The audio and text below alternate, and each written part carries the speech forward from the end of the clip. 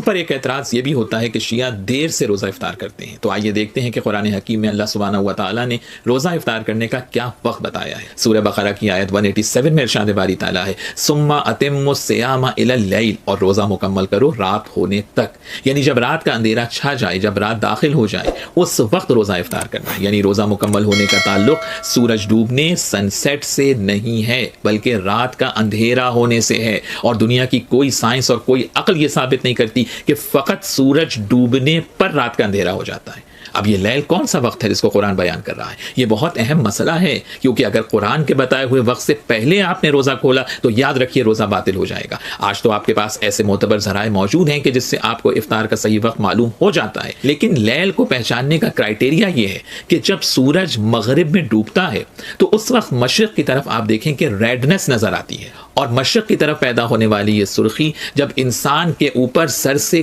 گزر جائے اس وقت رات کا اندھیرا چاہتا ہے۔ اور یہ جو فرق ہے ہمارے اور دیگر مسلمانوں کے افطار کے وقت میں، تو یہ اسی وجہ سے ہے کہ ہم اس لیل کے ہونے کا انتظار کرتے ہیں جو قرآن نے روزہ مکمل کرنے کا وقت بتایا ہے۔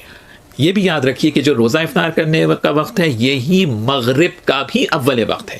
قرآن نے جہاں اوقات نماز کا ذکر کیا ہے وہاں نماز مغرب کے لیے بھی لیل ہی کا کانسیپٹ دیا ہے۔ سورہ مبارکہ ہود کی آیت 114 میں ارشاد باری تعالیٰ ہے وَأَقِمِ الصَّلَاةَ طَرَفَيِ النَّهَارِ وَزُلَفًا مِنَ اللَّيْلِ، اور نماز کو قائم کرو دن کے دونوں سروں پر اور رات کا اندھیرا ہونے کے بعد۔ یہ جو وَزُلَفًا مِنَ اللَّيْلِ ہے یہ مغرب کی نماز کا وقت ہے۔ تو اب مغرب کی نماز کا وقت اور افطار کا وقت یہ دو الگ الگ وقت نہیں ہیں، یہ ذہن میں رکھنے کی ضرورت ہے۔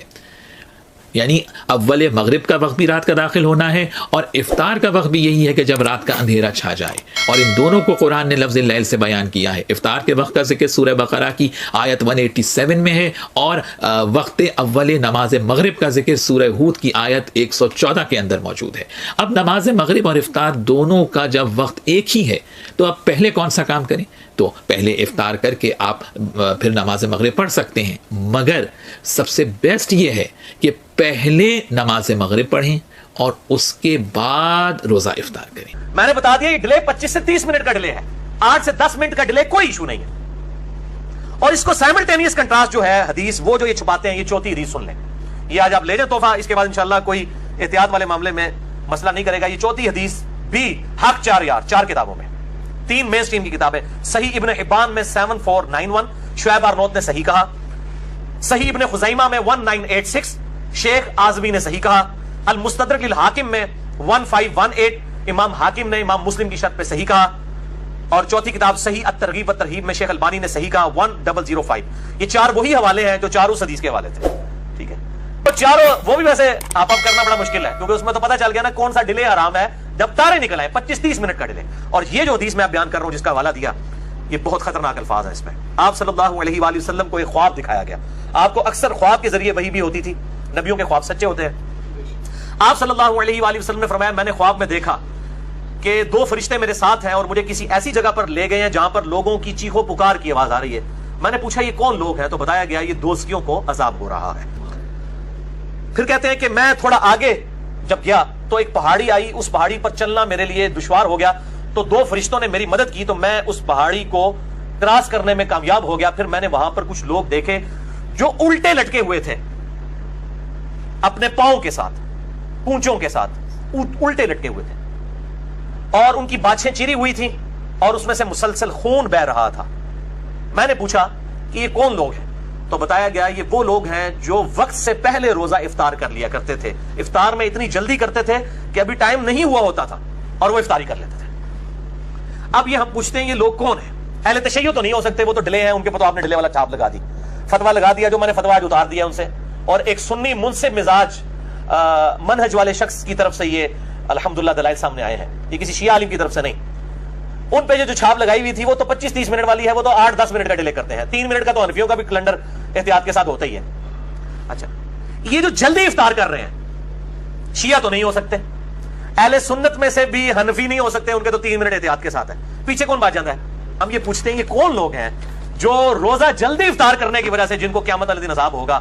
ایٹ لیسٹ اس عذاب کا شکار وہ لوگ نہیں ہوں گے جو روزہ کھولنے میں ڈیلے کرتے ہیں 5 منٹ یا 10 منٹ کا۔ 25-30 منٹ والا تو معاملہ لگا ہے، اس میں بھی کہا ہے کہ سنت سے محرومی ہے، اس کی عذاب کی کوئی حدیث نہیں آئی ہے.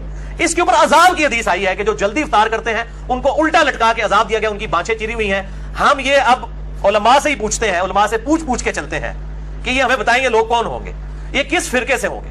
میں جس طرح کے رواج ہے کہ جیسے ہی مغرب کی اذان مؤذن دیتا ہے تو سب کے ہاتھ جو ہے وہ کھجور کی طرف، شربت کی طرف اور سموسوں اور چاٹ کی طرف بڑھ جاتے ہیں.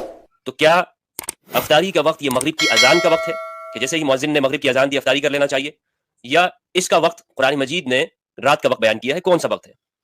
اہل سنت کے ہاں سورج کے غروب ہوتے ہی رات شروع ہو جاتی ہے، اس لیے جیسے ہی مغرب کا وقت داخل ہوتا ہے تو یہ کہا گیا ہے کہ آپ روزہ افطار کر لیں. ہر چیز روشن ہے، دکھ رہی ہے، اور ہمارے ہاں یہ کہتے ہیں کہ جناب اس ٹائم پہ افطاری کر لیں.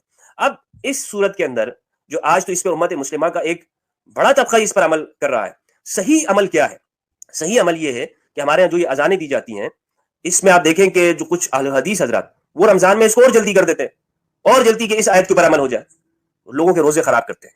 اور لوگ بس یہ اذان سنی، جناب اذان ہوئی اور فوراً کھجور منہ اور پانی. تو یہ طریقہ صحیح نہیں ہے. انتظار کریں کہ رات داخل ہو جائے. اپنے آپ سے ہمیں شریعت سے آگے نہیں بڑھنا چاہیے. قرآن مجید میں جب رات کا لفظ ہے تو رات کو ہی کرنا چاہیے، رات کو ہی پھر افطاری جو ہے ہونی چاہیے. اس طرح شروع میں فرمایا احل لکم لیلۃ الصیام الرفث، کہ روزوں کی راتوں میں ہم نے آپ کے لیے رفث، بیگمات کے پاس جانے کو حلال قرار دے دیا ہے. وہاں پہ تو کوئی یہ نہیں کہتا کہ جی منہ میں کھجور رکھی اور جو ہے وہ بیگم کے پاس چلے گئے. وہاں پہ رات کا معنی کیا ہے؟ ہر ایک یہ سمجھ رہا ہے کہ رات سے مراد وہ رات ہے، لیکن یہاں اتم الصیام الی اللیل کے اندر آ کے وہ کہتے ہیں نہیں، رات سے مراد یہاں پہ مغرب ہے، مغرب کی سورج غروب ہوا اور بس یہاں پہ جو ہے اب وہ افطاری کر لی. تو درست یہ ہے شیعہ سنی اس اختلاف کے اندر کہ بہتر طریقہ یہ ہے کہ ہم انتظار کریں، جب یہ سرخی ارد گرد میں یہ غائب ہو جائے تب ہی ہمیں افطار کرنی چاہیے. اور یہی درست طریقہ ہے، اور جس میں ہمارے یہ بھائی شیعہ اس پر عمل کرتے ہیں، یہ قرآن مجید کی آیت کے اوپر عمل کرتے ہیں. اور ہم یہ جناب وہ صرف اس کے اندر آ کے اس پہ تو شیعہ وہ تو مسلمانوں سے الگ افطار کر رہے ہوتے ہیں. ہمارا یہ کانسیپٹ بن گیا ہے شیعوں کی اذان الگ ہے، ان کی افطاری الگ ہے، ان کی سحری الگ ہے. ارے بھائیو، اگر کوئی قرآن پہ عمل کر رہا ہے تو آپ سے الگ تو نہ ہوا، آپ ان سے الگ ہو گئے، قرآن سے الگ ہو گئے. آپ کو قرآن مجید سمجھنا چاہیے تھا، لیکن آپ نے اپنی انا کا مسئلہ بنا لیا کہ نہیں اب وہ کرتے ہیں تو ہم نے تو قرآن پہ عمل نہیں کرنا، ہم کیسے قرآن پہ عمل کریں. تو درست بات یہ ہے کہ انتظار کرنا چاہیے، اور اتنا انتظار میں کچھ نہیں ہوتا. آپ نے 8 گھنٹے انتظار کیا ہے، 7 گھنٹے انتظار کیا ہے، تو اب 10 منٹ 12 منٹ اور انتظار کر لیں اور ایک ساتھ روزہ کھولے.